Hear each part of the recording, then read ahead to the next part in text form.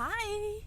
Welcome to my Career Highs Live. Today I am at the park. So last week I tried to come to this park and it was a horrible day, very hot and windy and yuck. Today is a much better day. We have that pollution haze that's been bothering Melbourne for weeks. But it's okay outside. I can be outside. Sometimes I get really allergic to the haze, but not today. Today I'm fine. It was hard getting out of the house. I spilled coffee absolutely everywhere as I was making my way here. I have a new keep cup and I didn't lock it in properly, and it was coffee everywhere, including all over my desk. So when I get home I have a lot of cleanup to do. But other than that, it's so nice to be outside. We don't really do this as often as we should. I have a new coach. I'm doing group coaching with a new coach to improve my message and improve my storytelling. And it's a group coaching because I can't afford him otherwise. And he does all of his videos outside. He lives in California, so that's easier, right? But I decided, what a great idea. Why didn't I think of that? You know, I live around so many beautiful golf courses and parks, and it's definitely something I want to try to do more often. But I need to be better organized with my coffee, that's for sure. So today, the idea is to make sure that I start talking to you about my story. I'm going to bring my microphone closer because we are outdoors. Ooh, ouch. And I don't usually plug it in on my clothes, but today I will. I find that, it can be noisy at times if it's too close to me. I have hair everywhere. And it's due to the fact that many people ask me, and also I think I owe you this sort of storytelling and this understanding about why I've moved around, and I think that there is a natural curiosity from many people. I think that's completely normal. I would be curious as well. And understanding why I landed where I am now and what's great about it and not so great about it as well. Because not everything's perfect. But let's start from the beginning because we have time. I think, about 30 minutes today, or even less if we can, will be great. I started working when I was very, very young, much sooner than any of my friends and people that I socialized with. In my home country, it's not very common to start working as young as 13, 14. Where I am now in Australia, it is. My kids started working just before they turned 15, and that's the legal age. I was 14 when I started working part-time, so not casually, really part-time. After school, every day, Monday through to Thursday, I used to work at this Scandinavian furniture design shop. It was really wonderful, and the way that I got it was through making the relationship with the owner. When he came to do a quote for my mum, and I asked him if he needed any help in the office, and he asked, do you know how to make coffee? I said yes. Do you know how to type? And I said yes. And the truth is I didn't know how to make coffee or type, but I had a broken leg, so we agreed to start a month later, and it gave me time to learn very quickly how to make coffee. And then my grandmother enrolled me in a typing school. That's how old I am. And I did that, and then I joined this company, and I never made coffee or did any typing. So I thought that was kind of weird because I had prepared myself to do it. I had prepared myself for that type of work. But very quickly, he asked me to see the clients that were walking through the door. There weren't that many clients that would come in because it was kind of a warehousey place. But he didn't want to be interrupted when he was working on bigger projects or doing the furniture himself. So I used to see those clients and kind of triage them, and the big ones he would then see, whereas I would continue to see the clients that wanted smaller things. So he wanted to keep all of his men busy, the tradies that worked for him, and he was fine to do smaller stuff. He just didn't want to be doing it himself, because it kept him from doing the bigger jobs that he had. And he had some very big jobs, like entire restaurants, all the chairs, all the tables and all of that. so that's what I started doing at a very young age, and I designed a few things. So I was very cocky and very, didn't really know I was that young, and I would talk to the tradies that were 2-3 times older than me and tell them what to do, and they would say, oh, that's not going to work. And that's how I learned, how to deal with people, no matter what their backgrounds were, what age they were, and be very attentive and a good listener from a young age, I suppose. And from then on, I never stopped working. I always worked. I always had my own money. I was very independent. It drove my parents crazy at times because having money meant I had more freedom than they probably wanted me to have. And from that independence grew this idea of traveling. I was a travel agent for 7 years. I had my own business. I never worked in any other travel agency except for mine. And I was always very keen to travel. That didn't happen quite as planned because I had kids very early. And having the travel agency and being given all of these benefits and fam tours, we get invited to go to many different places to get to know these places and then sell them to clients. I couldn't because I was always pregnant or raising kids, so my husband did many of those trips for me, or we would find a way for me to do them as well, and I could send my employees that worked for me. And eventually what happened was that I started working more and more with higher education and offering higher education programs in Brazil, my home country. I started with exchange students. I didn't like that. It was a lot of responsibility sending young people overseas. I also Brazil is not a good market for undergraduate international studies, but it is a great market for masters, executive education, and MBAs. So I didn't seek that. It came to me. I had corporate clients that wanted to send their leadership out to learn English and to do their MBAs, to prepare themselves for succession planning and that leadership for international telcos and manufacturing companies that have subsidiaries in Brazil, French ones, American ones, and so on. And that's how I started networking with universities overseas. This is before internet, so you really needed an agent if you wanted to know where to go, how much things would cost, what it took to be accepted to Ivy League, what was the return on investment from going to Ivy League to versus another institution, and so on. And that really brought me back to the fact that I hadn't finished my university degree, and I really loved studying, and I felt this urge to go back, and I decided to investigate that. I was offered to go back to my university in Brazil. The dean accepted my re-entrance in a way, but by that time I really decided I wanted to study overseas and really try hard as I could to live overseas. My husband always wanted to live overseas. When I married him, I knew that, and I thought, okay, I think we can go to New Zealand, and he convinced me to come to Australia. I really wanted to go to New Zealand. And I agreed because he had always worked for very large organizations, and he felt that New Zealand, especially in the late 90s, it wasn't very appealing for somebody like him who had always worked for European American subsidiaries in Brazil. And he really thought New Zealand was too small of a market for him. So we decided to move to Australia.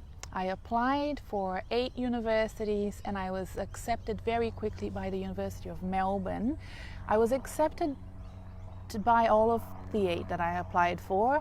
One, I think it was Sydney Uni, did not accept me for the degree that I wanted, but accepted me for a different one, which was fine.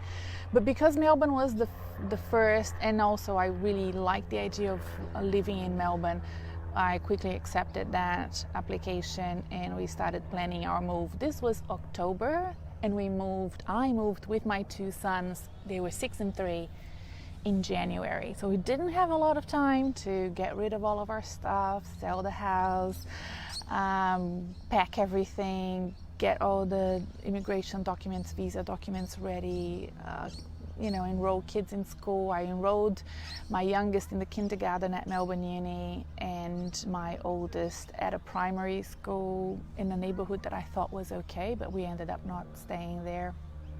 And I just really wanted to tick all the boxes and be as ready as I could for that really big transition. And again, no internet. And I can't believe that that's how we used to operate back then.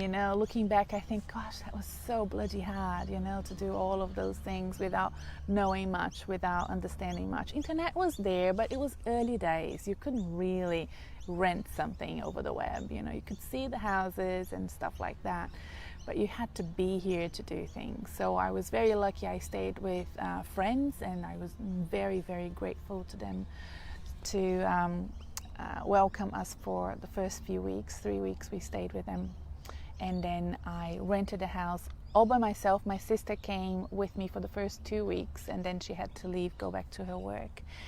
And my husband only came 2.5 months later, and the reason being he was a contractor to too many firms, and he had to wind down all of those contracts, and it took longer than he thought it would, and he didn't want to leave anybody. Oh well, he left me alone, but he really wanted to make sure all of his clients were engaged with new contractors and trained as new people and all of that, and I completely understood. And it was tough here for me with the kids, but we managed. We did okay. And what else? I didn't think I needed to study for 3 years. I really didn't. I thought we could wing it with the money from selling the business, and we would, Andre would have to find work here. But I really thought we could stay for the entire time of my undergraduate degree. I was doing a Bachelor of Commerce. I don't know if you can hear plane above. And it didn't happen like that. 7-8 months later, September 11 happened, and there was an election in my home country just before that, and the exchange rate just collapsed. It was almost at par, the Australian dollar and the Brazilian currency at the time, and then it was like 4 times different. It was so different. And with the September 11 attack, my husband was working for an airline, an American airline, the United Airlines, in fact. And that airline was severely impacted by what happened in so many levels, including filing for Chapter 11, which is similar to a bankruptcy. And he didn't get paid for almost 5 months, 4.5 months to be precise. And that was just too much for us. I had to look for a job. There was no way. I did not know how I was going to manage it and what type of job I would be able to find, because I had to continue studying to be in Australia. I had the 2 kids, so Andrea was working for United and away a lot of the time in Chicago or other offices around South America, Central America, North America, and I was away. He was away a lot, and I was alone a lot, and I'm thinking, gosh, how are we going to do this? But I started applying for many organizations here. It was a terrible experience for me. I felt really frustrated, lonely. I didn't know what I was doing. I didn't have any connections, and I hadn't really worked on them because I didn't think I needed to study. So I was really enjoying being a student and a mom, and that was enough for me, and quite frankly, it was a lot. So I was getting incredibly stressed and frustrated, and Andrea was away, and because of September 11, I didn't want to. He was already so stressed with work, I didn't want to add to that. But I was thinking, well, when he comes back, we need to start talking about going back to Brazil. There is no way. We need to go home, and this is way too hard. It's not going to work. And that same week, I volunteered with the university. So the university used to ask me to help them promote the university to agents, usually South American. So I was kind of helping them understand the international market. I wasn't an agent for Melbourne Uni. They didn't have a lot of, they still don't really, but they didn't have at the time any sort of footprint in Brazil. And we were working together to sort of work on that, but they couldn't pay me. I was a student, and in Australia, unlike the United States, they don't really have this habit or really policies around hiring students, and especially undergraduate students. In America, it's very common. So they were giving me vouchers that I could use in the bookshop as payment, and I was thinking, what am I going to do with this voucher? I'm going back to Brazil. I can't use it. I don't need to buy any more books. I'm going home. I'm giving up. So I was really frustrated, but I decided to go anyway. And in that specific event, I sat next to the Associate Dean International for the faculty I was studying, which is the business faculty. And we struck a conversation, and I really liked him, and you know, he was very curious about my work in Brazil. And I asked him, do you need me to help you? I mean, I'm looking for a job. And he said, yeah, let's work together. And I was like, oh, okay. So he said something along the lines of, drop by tomorrow to my office, and you know, let's talk tomorrow. So I prepared as if I was going to an interview. I dressed up. I remember I had gained weight. I was so worried I wouldn't fit into my suit, and I didn't. I had to kind of improvise something. Printed out a resume, walked into his office, and it wasn't a meeting. He basically gave me the keys to his office, all his passwords to his computer, and said, okay, you're starting today. You know, this is the sort of things I want to do. Very simple things for now. You're just going to help me with research until I come back from my 4 weeks away. I'm traveling. And I'm like, oh, okay. So I was so relieved. And being paid as an RA, which is a research assistant, it's a great, you know, hourly rate for somebody who has absolutely nothing. And I could work 20 hours a week, and I managed to do 20 hours a week. It was where I studied, so there wasn't no commuting or need to sort of go anywhere. And I could fill in all of my gaps in between my lectures with work. 2 thumbs up. It was great, and it also enabled me to start building some friendships that I have until today. So I'm on a book club with 3 of the women that worked in that department, and we are good friends. And till this day, I worked for them. I did research for them. I became, you know, a bit more involved with the research that was done by that department. Managed and supported them in a few projects, and we became friends. So good. That first job that you get in a new country, you never forget. You're forever grateful. Really, really, you are. And this amazing man not only helped me, but he also helped my husband. He gave Andre a little bit of work in Australia, and that started building his resume with work experience in Australia, which in Australia, for the Australian market, is really important to have that work experience. So we're really grateful to his support and help, and he does that for a lot of international students. His PhD students all, you know, really value his mentoring and support. Being an immigrant himself, he knows how hard it can be. So that was really fantastic. But there was no opportunity for me to grow in that university. I think it's also important for a young professional in a new country to spread their wings and to try different things, but I couldn't see growth, and I also thought it was very insular for me to study in a place, work in a place, and then just continue working there and never move out. So I applied for a job at a different university. It was a much better place, so I jumped 2 levels in the sort of public system. That's how it works. So I was a Hugh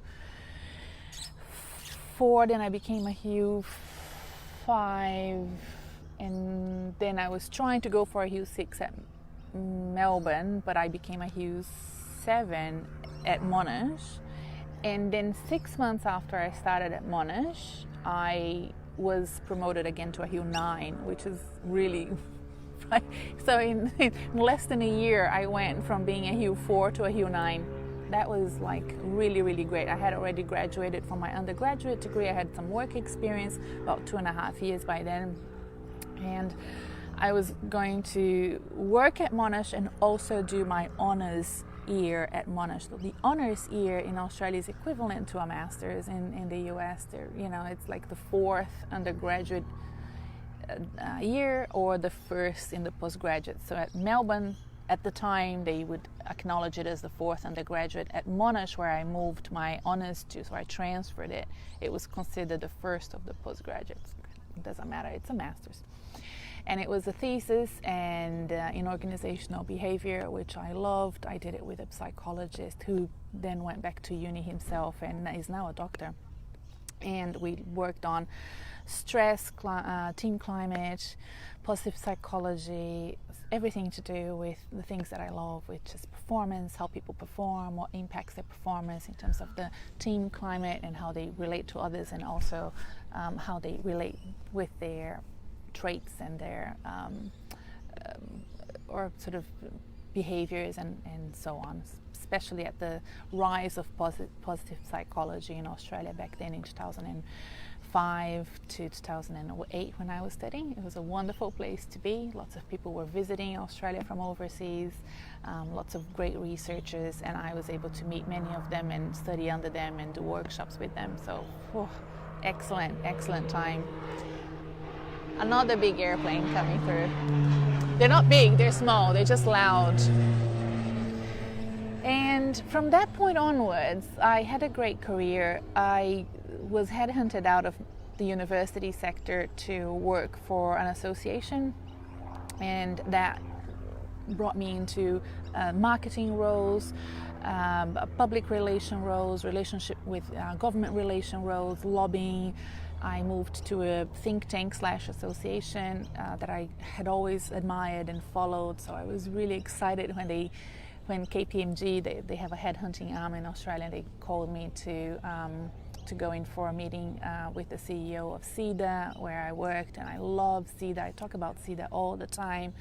It's one of the sort of great institutions in Australia where you can listen to thought leaders, politicians. That's where that's the soapbox where they deliver green papers, white papers, speeches, and so on. And I was the national manager there for a couple of years. From that point, I was again contacted by somebody, a former MBA student of mine. So at Monash, I worked with MBA students for a year and a bit as a career manager.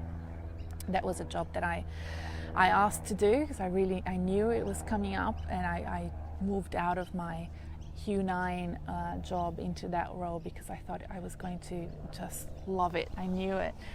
And he called me and he said, look, there's this opportunity, CEO role for a small foundation, but very prestigious foundation, and I immediately thought of you. So he was managing their endowment at the time.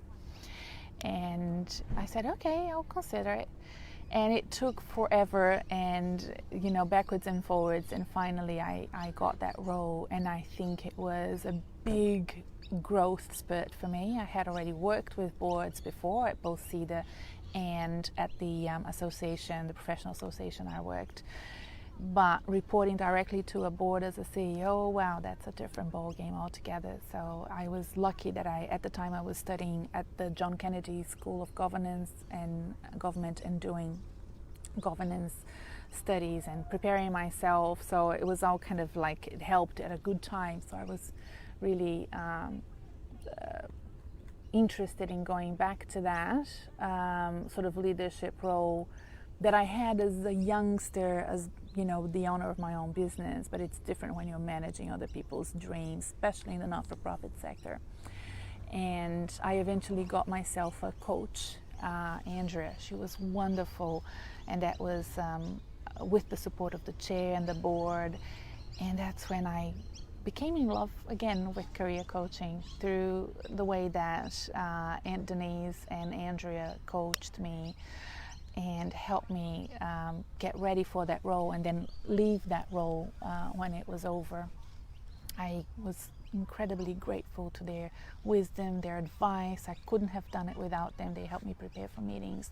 They helped me prepare to be resilient and confident in my skills and my abilities to support the organization and negotiate deals with, very large, much larger organizations. And I was forever grateful and decided, this is really what I want. And I remembered back then that we had a wonderful friend, a family friend, when I was very, very young. and she did my first Myers-Briggs, which is a personality test, and my second, and she had helped me so much when I was younger, and I didn't realize it until then, and that's when I reconnected with her.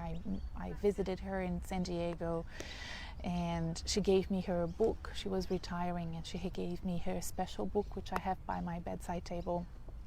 And I remembered all of the things she had said to me when I was growing up, all of the advice that she gave me. And I'm like, wow, this woman has been helping me, and I didn't even notice.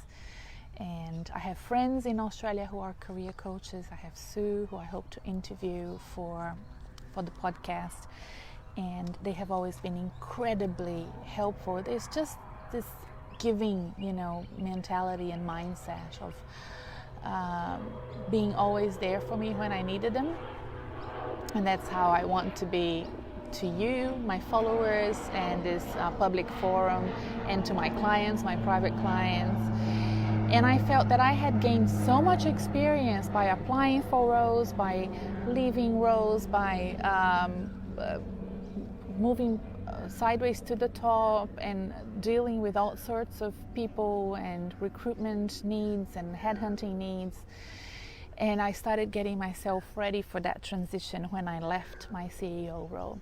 I took yet another job because when you open a business, when you become a portfolio career person like I am now, I have several channels that I operate under, but they are own.